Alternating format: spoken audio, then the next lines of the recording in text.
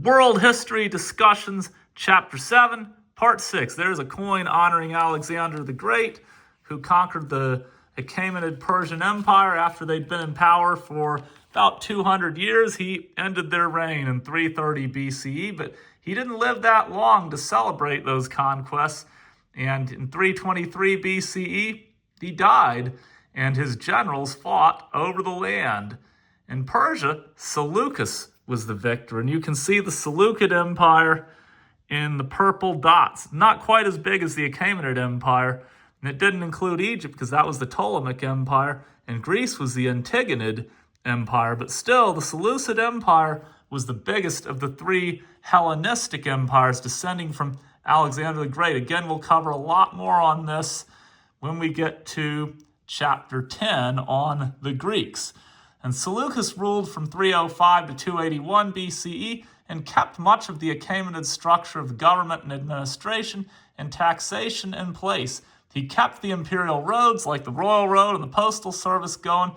He also founded new cities and had Greek migrants settle into them. However, as foreigners, the Seleucids faced a good deal of resentment and opposition, with rebellious satraps building power bases and declaring independence.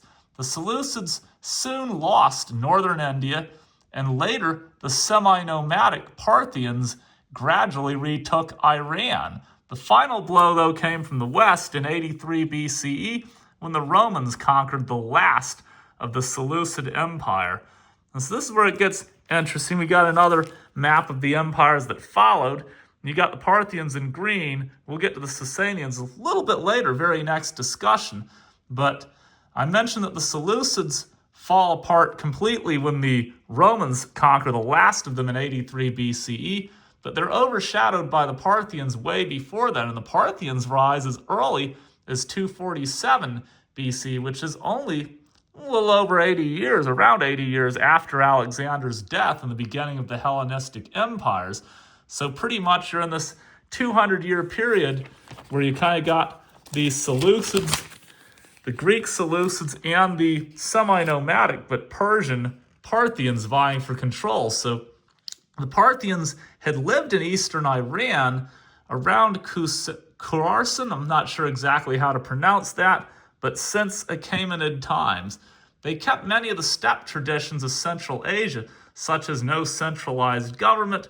They organized into a federation of leaders who met in councils and jointly determined policies for allied groups. They're very skilled warriors due to fending off raids from nomadic people further to the east. And I got to mention China here. So, yeah, you got Parthia here, and you got all these nomads over here. Remember when we talked about the people in China, how whoever lived in the northern and western periphery of China over here had to fight those steppe nomads, and they were the strongest. In the very next chapter, we're going to talk about the Chen dynasty, which was from the western part of the warring states, fought the steppe nomads, and then came in and conquered China. Well, now you're on the other side of those steppe nomads in Persia. So the Parthians had fought a lot of steppe nomads, and that made them super strong. One way of resisting attacks from these nomads, by the way, the Parthians are going to be critical on the Silk Roads in chapter 12, is a big link between Rome and China, with the Kushans in northern India in the middle. So just so you know, and they were semi-nomadic, so perfect fit for Silk Road, basically people who connected the empires, as I like to say.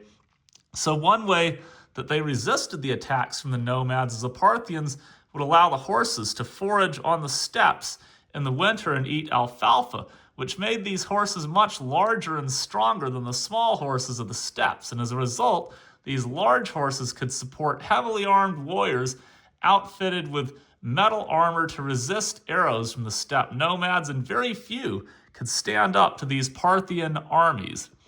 In 238 BCE, the Parthian satrap revolted against his Seleucid overlords, and his successors enlarged their holdings over the next few decades. And we're going to talk about the peak of Parthian rule and the group that came after them, the Sasanians, in the very next discussion.